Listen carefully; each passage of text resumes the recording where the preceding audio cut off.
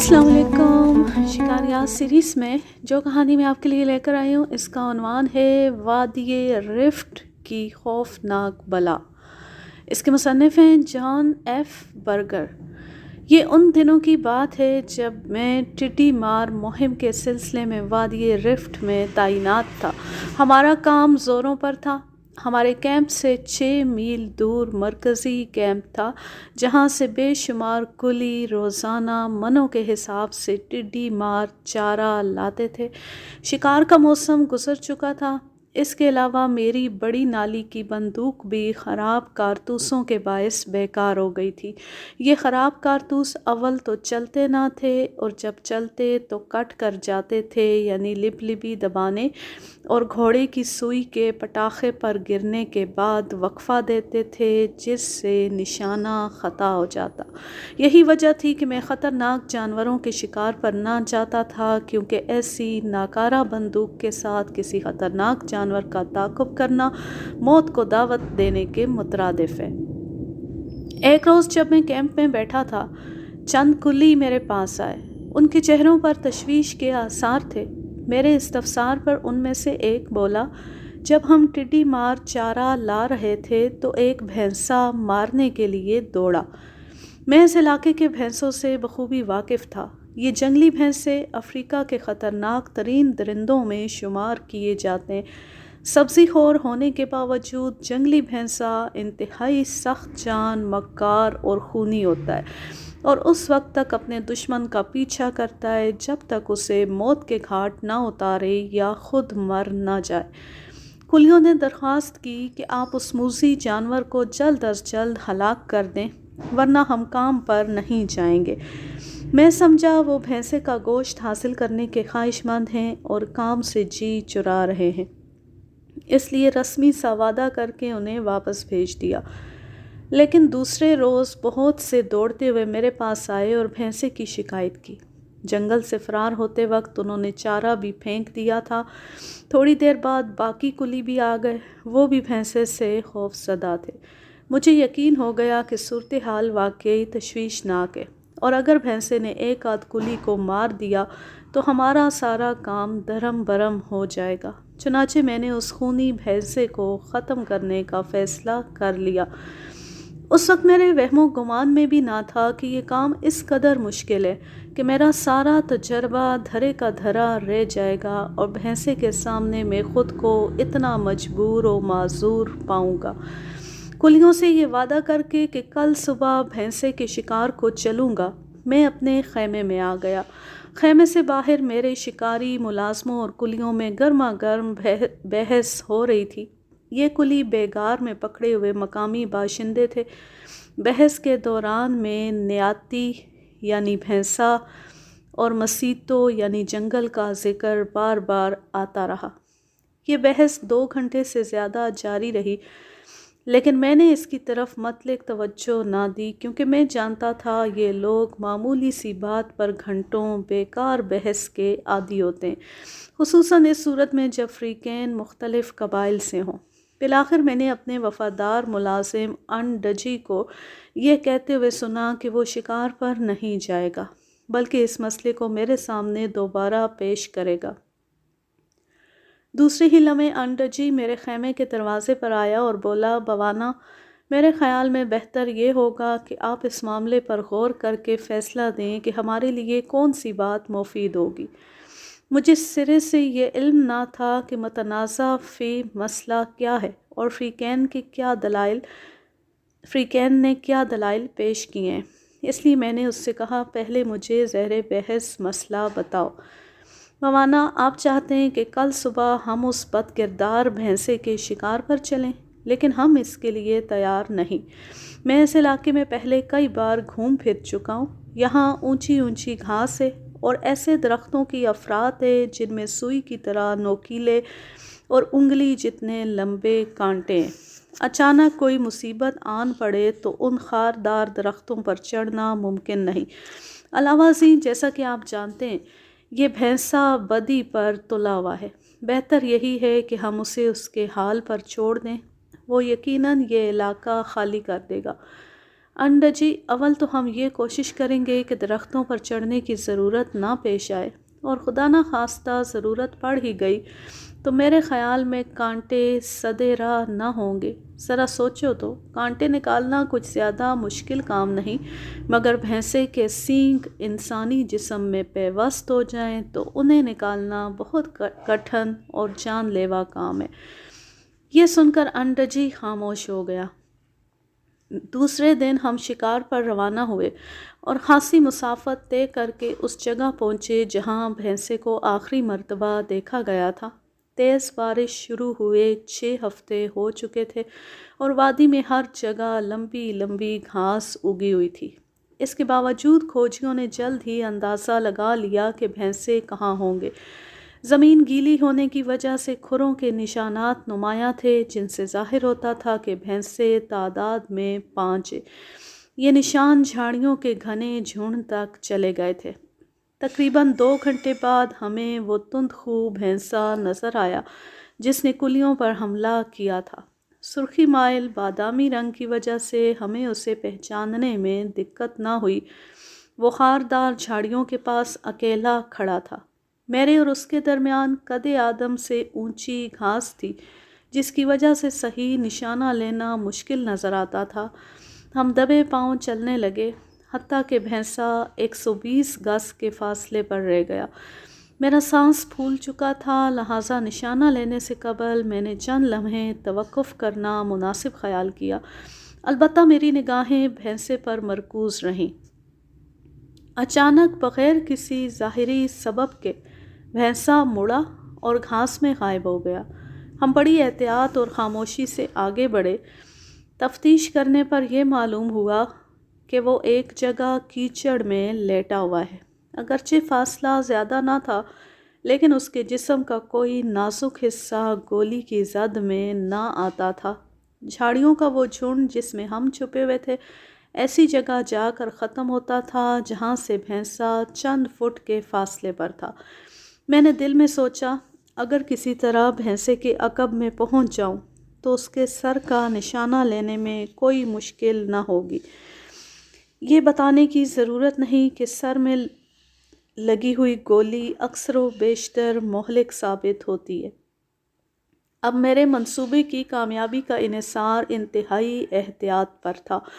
چنانچہ ہم جھنڈ کے کنارے کنارے بہت خاموشی سے پیٹ کے بل رینگتے ہوئے اس کی طرف بڑھے، لیکن عین اس وقت جب ہماری تدبیر کارگر ہونے کو تھی، میرے دائنے ہاتھ جھاڑیوں میں کچھ شور ہوا۔ ہم نے یہ نہ سوچا کہ جس جھنڈ کے کنارے ہم رینگتے ہوئے جا رہے ہیں، ممکن ہے اسی جھنڈ میں باقی 4 بھینسے چھپے ہوئے ہوں۔ چنانچہ ان سے صرف 5 گز کے فاصلے پر تھے کہ انہیں ہماری موجودگی کا علم ہو گیا۔ اب وہ سرپٹ بھاگے جا رہے تھے، ان کے ساتھ ہی ہونہار بھینسا بھی اٹھ بھاگا۔ میں نے دل ہی دل میں اپنے آپ کو برا بھلا کہا کہ کیوں نہ اسی وقت گولی چلا دی جب بھینسا میرے قریب سے اٹھ کر بھاگا تھا، لیکن اب محاسبے کا وقت نہ تھا۔ ضرورت اس امر کی تھی کہ ہم اپنے شکار کی تلاش میں تیزی سے آگے بڑھیں۔ 15 منٹ میں ہم نے پھر بھینسوں کو پا لیا۔ اس مرتبہ وہ ایک کھلے میدان میں تھے اور ان سے کوئی 200 گز ادھر کچھ جھاڑیاں تھیں جن کی آڑ ہم لے سکتے تھے، مگر ان جھاڑیوں سے آگے بڑھنا ممکن نہ تھا۔ بڑی بندوق کے خراب کارتوسوں کے باعث میں پہلے خاصی پریشانی اٹھا چکا تھا، لہٰذا .333 کی بندوق استعمال کرنے کی ٹھانی۔ اس کی میرے پاس چند ہی گولیاں تھیں۔ مجھے یقین تھا 200 گز کے فاصلے سے میں جہاں چاہوں گا بھینسے پر گولی چلا سکوں گا۔ مجھے بھینسے کا صرف دایاں کندھا نظر آ رہا تھا۔ میں نے فائر کیا، گولی نشانے پر لگی، لیکن فاصلے کی وجہ سے یہ گولی اس کے دل پھیپھڑوں تک مار نہ کر سکی۔ نتیجتاً وہ اپنے ساتھیوں سمیت بھاگ کھڑا ہوا۔ تقریباً 100 گز تک تو وہ ان کے ساتھ دوڑتا رہا، پھر یک لخت اس کی رفتار سست پڑ گئی اور وہ دائیں جانب جھاڑیوں کے جھنڈ کی طرف مڑ گیا۔ تھوڑی دیر بعد وہ نظروں سے اوجھل ہو گیا۔ ہم آگے بڑھے تو ہمیں اس جھنڈ کے پیچھے جس طرف بھینسا دوڑا تھا ایک اور جھنڈ دکھائی دیا جو پہلے جھنڈ سے بڑا اور گھنا تھا۔ یہ قیاس کرنا کہ بھینسا کون سے جھنڈ میں جا چھپا ہے ناممکن تھا، البتہ یہ طے تھا کہ وہ دونوں میں سے کسی ایک میں ہوگا، کیونکہ بڑے جھنڈ کے پیچھے کھلا میدان تھا جس میں ہمیں وہ دور تک نظر نہ آیا۔ اب مجھے یہ معلوم کرنا تھا کہ وہ کون سے جھنڈ میں چھپا ہوا ہے۔ مجھے شبہ تھا کہ وہ بڑے جھنڈ میں ہے، لیکن میرے ساتھی مصر تھے کہ بری طرح زخمی ہونے کے بعد وہ اتنی دور نہیں جا سکتا۔ قدرے بحث و تمہیز کے بعد یہ طے پایا کہ کچھ فاصلے پر رہ کر ہم بڑے جھنڈ کے گرد چکر کاٹیں، اور اگر دشمن کا کوئی سراغ نہ ملے تو واپسی پر دونوں جھنڈوں کے بیچ میں جو کھلی جگہ ہے اس کے عین وسط میں ہوتے ہوئے لوٹ آئیں، اور یہ خیال رکھیں کہ دونوں جھنڈوں سے ہمارا فاصلہ کوئی 100 گز کا رہے۔ یہی بہترین حفاظتی صورت تھی۔ ہم نے بڑے جھنڈ کے گرد چکر کاٹا، لیکن بھینسا کہیں نظر نہ آیا۔ میرے ساتھی مجھ سے پہلے ہی جھنڈوں کے بیچ والی کھلی جگہ پہنچ چکے تھے، اور اب ان کی نگاہیں چھوٹے جھنڈ میں بھینسے کو تلاش کر رہی تھیں۔ میں دیدہ و دانستہ سب سے پیچھے تھا تاکہ خطرے کی صورت میں اپنے ساتھیوں کی حفاظت کر سکوں۔ بھینسا ہمیں بڑے جھنڈ میں نظر نہ آیا، اور نہ ادھر جاتے ہوئے ہمیں اس کے کھروں کے نشان ملے، لیکن میری چھٹی حس کہہ رہی تھی، البتہ یہ بات مجھے پریشان کر رہی تھی کہ اس نے اب تک ہم پر حملہ کیوں نہیں کیا۔ اس کا بھی امکان تھا کہ وہ زخمی ہونے کے باعث حملہ کرنے سے معذور ہو گیا۔ میں یہی سوچ رہا تھا کہ ایک افریقی نے چھوٹے جھنڈ کی طرف اشارہ کیا۔ میں تیزی سے ادھر بڑھا تاکہ بھینسے کے حملے کا توڑ کر سکوں۔ ہماری تمام تر توجہ اسی مقام پر مرکوز تھی کہ اچانک عقب میں جھاڑیاں ٹوٹنے کی آواز آئی۔ جیسا کہ مجھے شبہ تھا، بھینسا بڑے جھنڈ ہی میں تھا، لیکن اس کمال عیاری سے کہ ہم میں سے کوئی بھی اسے نہ دیکھ سکا۔ بالآخر میں نے اس پر حملہ کیا۔ بالآخر اس نے ہم پر حملہ کیا، جس کا ہمیں کافی دیر سے انتظار تھا۔ میں نے فوراً بندوق کی نالی اونچی کی، قبل اس کے کہ نشانہ باندھوں۔ میں گر پڑا اور لڑکھنیاں کھانے لگا۔ میرے گرنے کی وجہ یہ تھی کہ جب عام بھگدڑ مچی تو ایک افریقی بھاگتے ہوئے مجھ سے ٹکرا گیا۔ جب میں دوبارہ کھڑا ہوا تو موقع ہاتھ سے نکل چکا تھا۔ میرے گرتی بھینسا میرے قریب سے ہو کر گزر گیا۔ اب اس کے سامنے 8 افریقی سر پر پاؤں رکھے بھاگ رہے تھے۔ مصیبت یہ تھی کہ بھینسا اور افریقی ایک ہی سیدھ میں تھے۔ ایسی صورت میں بھینسے پر گولی چلانا خطرے سے خالی نہ تھا۔ بھینسا سرعت کے ساتھ افریقیوں سے قریب ہوتا جا رہا تھا۔ چند ہی لمحوں میں وہ ان کے سر پر پہنچ گیا۔ راستے میں ایک افریقی جو بھینسے کے قریب تھا لڑکھڑا کر گرا۔ ابھی وہ زمین سے ٹکرایا بھی نہ تھا کہ بھینسے نے اسے سینگوں پر اٹھا کر ہوا میں اچھال دیا۔ عین اسی وقت میں نے گولی چلائی جو تڑاخ سے بھینسے کو لگی۔ بجلی کی سی تیزی سے وہ اپنے شکار کو چھوڑ کر جنگل کی طرف دوڑا اور گھاس میں گم ہو گیا۔ اس افراتفری میں انڈجی اور اس کے ساتھی درختوں کی بلند ترین شاخوں پر جا بیٹھے تھے۔ یہ معمہ کہ جب دشمن اس کے رحم و کرم پر تھا، بھینسا اسے یوں چھوڑ کر کیوں چلا گیا، 5 روز بعد حل ہوا۔ میں نے جان بوجھ کر نشانہ نیچا باندھا تھا تاکہ کوئی حادثہ نہ ہو جائے۔ گولی بھینسے کے کھر سے ذرا اوپر ٹکرائی، جس سے اس کا ٹخنا پاش پاش ہو گیا۔ درد کی شدت سے مجبور ہو کر اسے مزید تعاقب سے کنارہ کشی کرنا پڑی۔ وہ افریقی جسے بھینسے نے اچھال پھینکا تھا، درد کی وجہ سے چلا رہا تھا۔ قریب پہنچ کر جب میں نے اس کے زخم کا معائنہ کیا تو یہ جان کر تسلی ہوئی کہ میرے خیال کے برعکس اس کا زخم مہلک نہیں ہے۔ بھینسے کا سینگ لگنے سے اس کی دائیں ران میں 5 انچ چوڑا شگاف پڑ گیا تھا، مگر ہڈی بچ گئی تھی۔ یہاں سے ہمارا کیمپ 3 میل کے فاصلے پر تھا۔ ہم نے لکڑیاں اکٹھی کر کے اسٹریچر بنایا اور زخمی کو واپس کیمپ میں لے آئے اور اس کی مرہم پٹی کی۔ ساری رات مجھے یہ خیال پریشان کرتا رہا کہ زخمی بھینسا ایک ایسے علاقے میں ہے جہاں سینکڑوں لوگوں کی آمد و رفت رہتی ہے۔ موجودہ حالت میں وہ یقیناً بغیر کسی اشتعال کے لوگوں پر پے در پے حملے کرے گا اور لوگ ہر وقت دہشت زدہ رہیں گے۔ انہیں اس خوف سے نجات دلانے کی ایک ہی صورت تھی اور وہ یہ کہ بھینسے کو جلد از جلد جہنم واصل کیا جائے۔ ایک طرف تو اس حادثے کا افریقیوں پر برا اثر پڑا، دوسری طرف بعض افریقی خاردار درختوں پر چڑھنے کی وجہ سے زخمی ہو گئے۔ اگلے دن میں شکار پر جانے کے لیے تیار ہوا تو کوئی بھی افریقی میرے ہمراہ چلنے پر آمادہ نہ تھا۔ البتہ شکاری عملے کے چند افراد نے توہن و کرہن میرا ساتھ دیا، لیکن ان لوگوں نے بھی زخمی بھینسے کا کھوج لگانے میں مستعدی نہ دکھائی، الٹے دل ہی دل میں دعائیں مانگتے رہے کہ خدا کرے بھینسے کی دہشت ناک شکل دکھائی نہ دے۔ جب کھروں کے نشان ایک گھنے جنگل کی طرف رہنمائی کرنے لگے تو انہوں نے آگے بڑھنے سے صاف انکار کر دیا۔ ان حالات کے پیش نظر مجھے ناکام لوٹنا پڑا۔ دوسرے دن مجھے بخار نے آ لیا اور میں 2 روز تک صاحب فراش رہا۔ البتہ دونوں دن میں نے مخبر روانہ کیے جن کی زبانی پتہ چلا کہ بھینسا اسی جنگل کے قرب و جوار میں ہے۔ اس کا مزاج اب مزید برہم ہو گیا تھا اور آدمی کی بو پاتے ہی وہ آمادہ پیکار ہو جاتا تھا۔ وہ جائے حادثہ سے زیادہ 5 گز کے فاصلے پر اور آخری اطلاع کے مطابق اپنے ساتھیوں سے زیادہ دور نہ تھا۔ گمان غالب تھا کہ ہر شام وہ ان میں شامل ہو جاتا ہے۔ جو ہی میری طبیعت سنبھلی میں اس کے تعاقب میں نکل کھڑا ہوا۔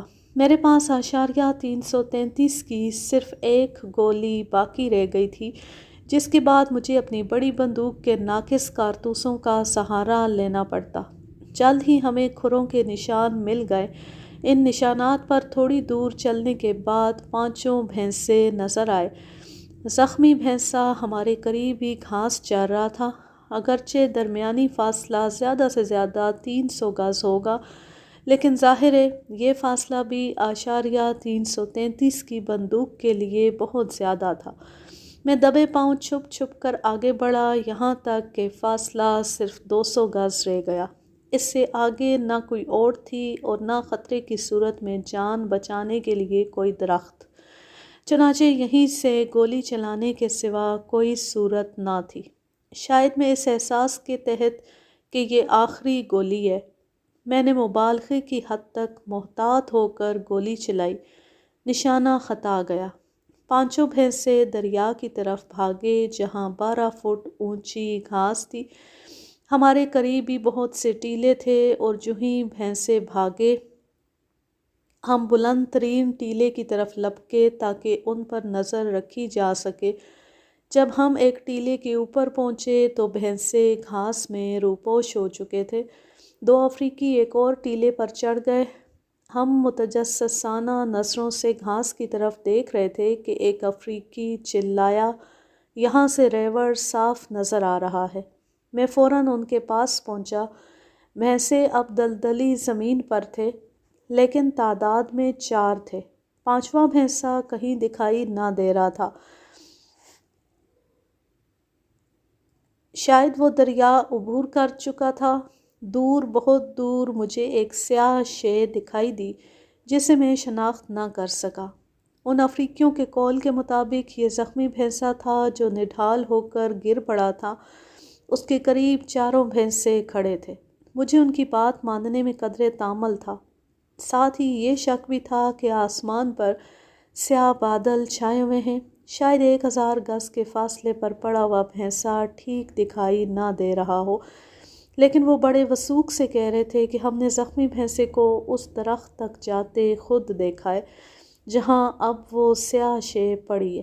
اس درخت کے قریب اور بھی کئی درخت تھے۔ میں نے سوچا اگر احتیاط سے کام لوں اور ہوا کے رخ کا خیال رکھوں تو اپنی شکار کی نظروں سے بچ کر ان درختوں تک پہنچ سکتا ہوں اور پھر ناقص کارتوسوں کے باوجود زخمی بھینسے کو ابدی نیند سلا سکتا ہوں۔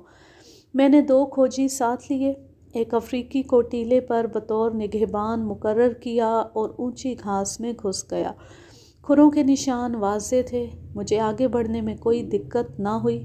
تقریباً 200 گز کے فاصلے پر ایک بھینسا زاویہ قائمہ بناتے ہوئے ایک طرف مڑ گیا تھا۔ غور سے دیکھا تو گھاس پر تازہ خون کے قطرے دکھائی دیے۔ یہ دریافت نہ صرف حوصلہ شکن بلکہ دہشت انگیز بھی تھی۔ اس کا مطلب یہ تھا کہ دشمن یہیں کہیں گھات میں ہے اور میرے عقب یا پہلو سے کسی بھی لمحے حملہ کرنے والا ہے۔ وہ صرف اس بات کا منتظر ہے کہ میں مکمل طور پر اس کے نرخے میں آ جاؤں۔ وہ مجھے الٹے پاؤں جانے بھی نہ دے گا۔ میں خطرے میں بری طرح گھر گیا تھا۔ گھنی گھاس میں نگاہ صرف چند فٹ تک کام کرتی تھی، لہٰذا حملے کی صورت میں بندوق چلانے کی مہلت ملنے کا امکان بھی نہ تھا۔ بالفرض مہلت مل بھی جاتی تو اتنے ناقص کارتوس کارآمد نہ ہو سکتے تھے۔ میری ہلکی سی جنبش پر حملہ یقینی تھا۔ چاروں طرف مکمل سکوت طاری تھا۔ دونوں کھوجی پیچھے رہ گئے تھے، مجھے ان کی کوئی خبر نہ تھی۔ میں نے رینگ کر کسی محفوظ جگہ پہنچنے کا فیصلہ کیا۔ اچانک وہ افریقی جسے میں بطور نگہبان ٹیلے پر چھوڑ آیا تھا چلایا۔ میں نے مڑ کر پیچھے دیکھا تو مجھے 2 سینگ اپنی طرف بڑھتے ہوئے نظر آئے۔ بھینسا ایک بلند مقام پر تھا۔ یہ جگہ اس نے اس لیے منتخب کی تھی کہ میری چال کا جائزہ لیتا رہے۔ یہ میری خوش قسمتی تھی کہ میں نے اسے بروقت دیکھ لیا۔ چشمِ زدن میں سینگ غائب ہو چکے تھے۔ میں جانتا تھا اب بھینسا اس وقت دکھائی دے گا جب ہمارا درمیانی فاصلہ صرف 3-4 قدم رہ جائے گا اور وہ مجھے ہوا میں اچھالنے کے لیے پوری طرح مستعد ہوگا۔ ایسے خطرناک موقع پر ذرا سی تاخیر کی بھی گنجائش نہ تھی۔ اچانک خیال آیا، جس طرح دوڑتے وقت بھینسا مجھے دکھائی دے رہا، میں بھی اسے نظر نہیں آ سکتا، چنانچہ میں اپنی جگہ سے دبے پاؤں ہٹ جاؤں تو وہ یقیناً تیزی سے سیدھ میں نکل جائے گا۔ اگرچہ وہ زخمی ہونے کی وجہ سے پہلے کی طرح تیز نہیں بھاگ سکتا تھا، تاہم میرے لیے اس سے زیادہ تیز دوڑ کر ٹیلے تک پہنچنا ممکن نہ تھا۔ وہ تو گھاس میں دوڑنے کا عادی تھا، میرے لیے گھاس میں دوڑنا آسان نہ تھا۔ اب صرف ایک ہی طریقہ تھا اور یہ کہ میں فوراً ایک طرف ہٹ جاؤں اور جس سمت سے بھینسا آ رہا ہے اس طرف چل کھڑا ہوں۔ اس طرح ہمارے درمیان کم سے کم وقت میں زیادہ سے زیادہ فاصلہ پڑ جائے گا۔ بھینسے کے مڑتے مڑتے میں ٹیلے کے قریب پہنچ جاؤں گا۔ خوش قسمتی سے ہوا میرے موافق تھی۔ فیصلہ کرتے ہی میں دائیں طرف بکٹٹ بھاگا۔ 15 گز دور جا کر میں بائیں طرف مڑا اور ادھر چل پڑا جہاں بھینسے کو آخری بار دیکھا تھا۔ میں نے حتی الامکان خاموشی اور پھرتی سے کام لیا، اتنی پھرتی سے کہ اس کارروائی کے بیان کرنے میں نسبتاً زیادہ وقت صرف ہوا ہے۔ اس دوران میں نے نہ تو بھینسے کو دیکھا اور نہ اس کے دوڑنے کی آواز سنی۔ مجھے یقین تھا کہ میں بھینسے کو فریب دینے میں کامیاب ہو گیا ہوں۔ بالآخر ایک ایسے مقام پر پہنچ گیا جس سے تقریباً 70 گز کے فاصلے پر میں نے بھینسے کے سینگ گھاس میں غائب ہوتے دیکھے تھے۔ اب خطرہ کم ہو گیا تھا۔ میں دم لینے اور بھینسے کا اتا پتہ معلوم کرنے کے لیے رکا۔ افریقی نگہبان مسلسل چلا چلا کر کچھ کہہ رہا تھا، لیکن اس کی بات میری سمجھ میں نہ آ رہی تھی۔ بھینسا پراسرار طور پر کہیں غائب ہو چکا تھا۔ چند منٹ تک میں امید و بیم کی حالت میں کھڑا رہا۔ اب افریقی نگہبان چلانے کے ساتھ ساتھ دور بائیں سمت اشارہ کر رہا تھا۔ میں نے اس طرف نگاہ دوڑائی تو مجھے سینگ نظر آئے۔ جس مقام پر میں پہلے کھڑا تھا، بھینسا اس سے کوئی 200 گز دور سر اوپر اٹھائے گھوم رہا تھا۔ اب تک اسے میرا کچھ پتہ نہ تھا۔ مجھے اطمینان تھا کہ اس نے مجھے دیکھ بھی لیا تو میں اس کے پہنچتے پہنچتے ٹیلے پر چڑھ جاؤں گا، اور اگر اس نے ڈھلوان ٹیلے پر چڑھنے کی کوشش کی تو میں اسے بڑی عمدگی سے گولی کا نشانہ بنا دوں گا۔ ٹیلہ کوئی 200 گز دور تھا۔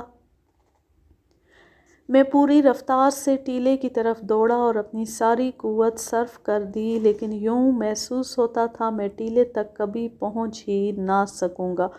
ایک ایک قدم من بھر کا ہو رہا تھا۔ بڑی مشکل سے ٹیلے تک پہنچا اور اعصابی تشنج کی وجہ سے گر پڑا۔ میرے ساتھیوں نے مجھے پکڑ کر اوپر اٹھایا۔ ہاں، میں ان دونوں کھوجیوں کے متعلق بتانا بھول گیا تھا جو میرے ساتھ بھینسے کی تلاش میں چلے تھے۔ وہ حفظ ماتقدم کے طور پر جان بوجھ کر مجھ سے بہت پیچھے رہ گئے تھے، اور جو ہی انہیں خطرے کا احساس ہوا بھاگ کر ٹیلے پر واپس پہنچ گئے تھے۔ ٹیلے کی چوٹی پر چڑھ کر ہم نے بھینسے کو تلاش کرنے کی کوشش کی، کیونکہ وہ پھر نظروں سے اوجھل ہو گیا تھا۔ کئی منٹ تک اس کا کچھ پتہ نہ چلا۔ پھر ایک افریقی نے نشاندہی کی، وہ اب دوسرے بھینسوں میں شامل ہو چکا تھا۔ سر دست میں اس کا مزید تعاقب نہ کرنا چاہتا تھا۔ اس روز زندگی میں پہلی بار میرے اوسان خطا ہوئے۔ مزید برآں اعصابی تشنج میرے لیے ناقابل برداشت ہو گیا تھا۔ آدھے گھنٹے تک ہم وہیں بیٹھے ان بھینسوں کو دیکھتے رہے جو اب اطمینان سے گھاس چر رہے تھے۔ وہ سیاہ شے اب تک جوں کی توں پڑی تھی۔ بعد میں معلوم ہوا کہ وہ کھجور کے درخت کا جلا ہوا تنا تھا۔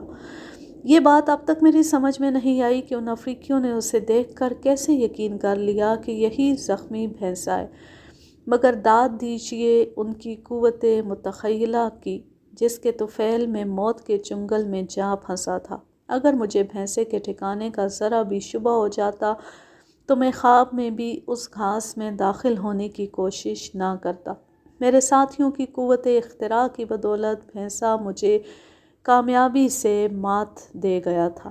سچ تو یہ ہے کہ وہ بڑا ہی عیار نکلا۔ ایک طرف اس نے بڑی کامیاب گھات لگائی اور دوسری طرف اپنے لیے بلند جگہ منتخب کی جہاں سے وہ ہماری حرکات و سکنات کا جائزہ لیتا رہا۔ اس کے طریقہ کار میں صرف ایک خرابی تھی، وہ یہ کہ حملے کا آغاز 100 گز یا اس سے بھی زیادہ فاصلے سے کرتا تھا۔ محض اس طویل فاصلے کی وجہ سے اس کے دونوں حملے بے اثر ثابت ہوئے۔ اس افریقی نے جو ٹیلے پر مامور تھا بعد میں مجھے بتایا کہ جب بھینسے نے آپ پر حملہ کیا تو وہ یکساں رفتار سے ناک کی سیدھ میں تیز دوڑتا چلا گیا تھا۔ خیر بھینسا ابھی تک صحیح سالم تھا، بلکہ اب تو انتہائی خطرناک ہو گیا تھا۔ اس کے خلاف ہماری مہم صرف اس حد تک کامیاب رہی تھی کہ وہ ٹخنے کے زخم کی وجہ سے دور نہیں جا سکتا تھا، اور ہمیں پوری امید تھی کہ کل جب ہم دوبارہ آئیں گے تو وہ یہیں کہیں ہوگا۔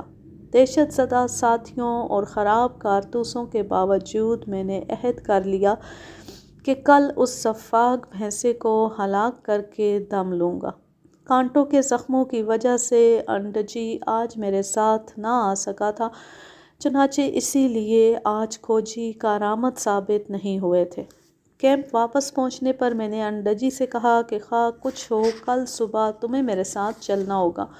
طویل بحث کے بعد میں نے 5 دوسرے افریقیوں کو بھی اپنے ساتھ چلنے پر آمادہ کر لیا۔ وہ جگہ جہاں ہم بھینسے کو چھوڑ آئے تھے نسبتاً بہتر تھی کہ وہاں گھاس اونچی نہ تھی اور درخت بھی متعدد تھے۔ بس کامیاب کھوج اور نشاندہی کی ضرورت تھی۔ انڈجی کے ہوتے ہوئے مجھے اس طرف سے کوئی فکر نہ تھی۔ اگلے روز صبح سویرے کیمپ سے نکل کھڑے ہوئے۔ تھوڑی دیر کے بعد میرے ساتھیوں نے چند سفید کرم خور پرندے دیکھے جن سے بھینسوں کی موجودگی کا پتہ چل گیا۔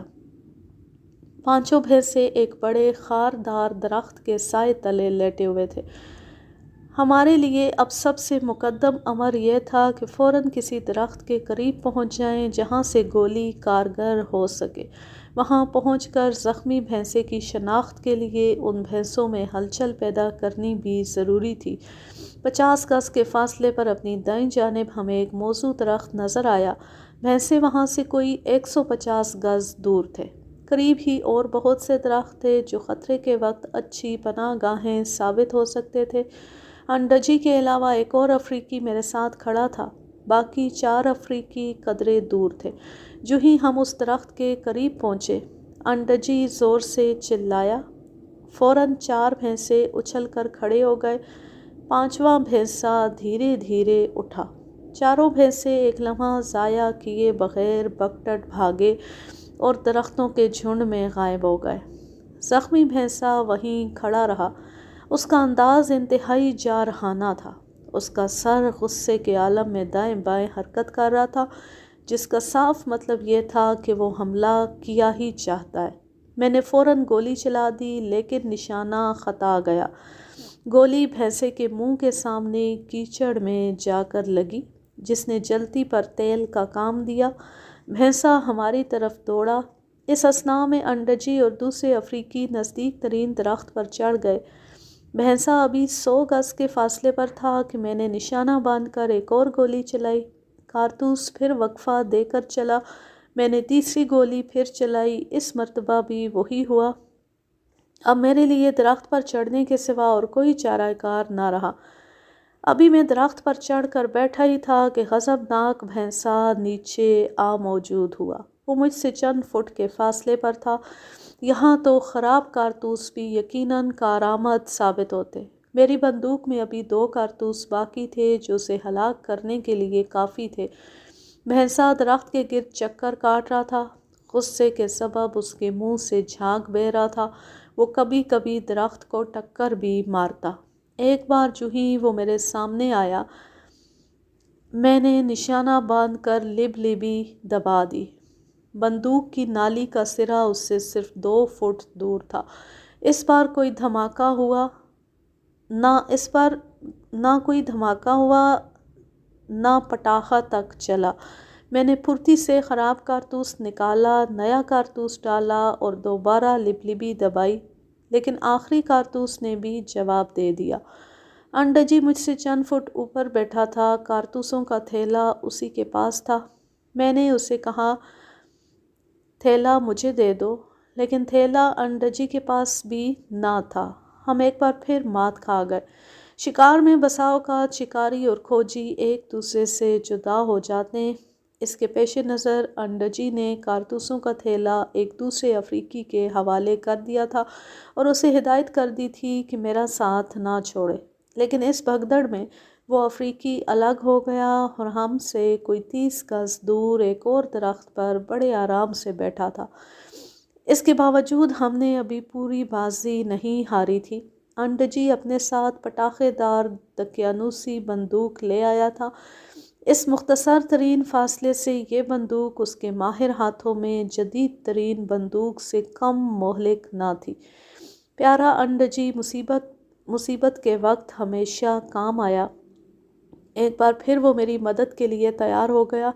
میرے زخمی کیے ہوئے شکار کو ہلاک کر کے آج اسے میری رسوائی کی تکمیل کرنی تھی۔ کل میں نے بھاگ کر جان بچائی تھی، آج مجھے درخت پر پناہ لینی پڑی اور انڈجی میری جدید ترین بندوق کی موجودگی میں اپنی زٹیل بندوق سے بھینسے کو ہلاک کر کے میری رہی سہی آبرو بھی خاک میں ملا دینے والا تھا۔ بالآخر اس نے نشانہ باندھا اور اگلے ہی لمحے ایک عجیب قسم کا قیامت خیز دھماکہ ہوا جس نے ہمارے درخت کی جڑیں تک ہلا دی۔ کوئی چیز میرے کان کو چھوتی ہوئی زن سے گزر گئی۔ میں درخت سے گرتے گرتے بچا۔ ادھر انڈجی اپنی جگہ سے لڑک گیا، لیکن خوش قسمتی سے درخت کی ایک ٹہنی اس کے ہاتھ آ گئی، ورنہ وہ سر کے بل سیدھا بھینسے کے سینگوں پر جا گرتا۔ اس کا چہرہ بری طرح جھلس گیا تھا اور دائیں ہاتھ سے خون تیزی سے بہہ رہا تھا۔ انڈجی کی پرانی بندوق، یا یوں کہیے اس کا رہا سہا حصہ، درخت کی ایک شاخ میں اٹک گیا تھا۔ بندوق کی نالی پھٹ گئی تھی، جس کا 6 انچ لوہے کا ٹکڑا میرے کان کو چھوتا ہوا نکل گیا تھا۔ بعد میں پتہ چلا کہ نالی کیوں کر پھٹی۔ انڈجی نے اس میں مقدار سے زیادہ بارود بھر دیا تھا۔ بیچارے کو اسلحے کا زیادہ علم نہ تھا۔ اس نے خطرے کے تناسب سے بندوق میں 3 گنا زیادہ بارود بھر دیا۔ یہ قدرت کا ایک معجزہ تھا جس نے ہمیں موت سے بچا لیا۔ اس ہنگامے کے باعث بھینسا اور بھی غضبناک ہو گیا۔ اب اس کے سوا اور کوئی تدبیر نہ تھی کہ ہم اس وقت تک درختوں پر بیٹھے رہیں جب تک بھینسا بھوک یا پیاس سے مجبور ہو کر دور نہ چلا جائے۔ متواتر 3 گھنٹے تک وہ درخت کے آس پاس منڈلاتا رہا۔ جو ہی ہم میں سے کوئی اپنی جگہ سے ہلنے کی کوشش کرتا، وہ پوری تیزی سے لوٹ آتا۔ ایک بار وہ خاصی دور نکل گیا اور جس افریقی کے پاس اسلحے کا تھیلا تھا اسے ہمارے درخت تک پہنچنے کی مہلت مل گئی۔ وہ بھاگ کر آیا اور درخت پر چڑھ گیا۔ اس کے پیچھے پیچھے بھینسا بھی دوڑتا ہوا آ پہنچا۔ وہ مجھے اپنی خونخوار آنکھوں سے گھور رہا تھا۔ ایک بار وہ میرے قریب پہنچ گیا۔ اتنا قریب کہ میں اپنے بندوق کی نالی سے اسے چھو سکتا تھا۔ وہ غصے کے عالم میں اپنا سر ہلا رہا تھا۔ میں نے شست باندھی اور دونوں آنکھوں کے بیچ میں گولی مار دی۔ ایک زبردست دھماکہ ہوا، بھینسا تیورا کر گرا اور دم توڑ گیا۔ ہم درخت سے نیچے اترے۔ میں نے بھینسے کا جائزہ لیا۔ میرا شبہ درست نکلا۔ اسے ایک عرصہ پہلے کسی افریقن نے زخمی کر دیا تھا۔ یہ پرانا زخم جو اس کے پہلو میں تھا ابھی تک رس رہا تھا، چنانچہ اس میں سے سیسی کی دیسی گولی برآمد ہوئی۔ میں نے اپنی زندگی میں سینکڑوں بھینسوں کا شکار کیا ہے، لیکن مجھے اس طرح کا ہیجان خیز اور زبردست مارکا کبھی پیش نہیں آیا۔ اس کہانی کے مترجم مقبول جہانگیر۔ اس کا ماخذ اردو ڈائجسٹ، اپریل سن 1969۔ اب میں لیتی ہوں آپ سے اجازت۔ جہاں رہیں خوش رہیں، شاد و آباد رہیں، ہنستے مسکراتے رہیں۔ اللہ حافظ، اللہ نگہبان۔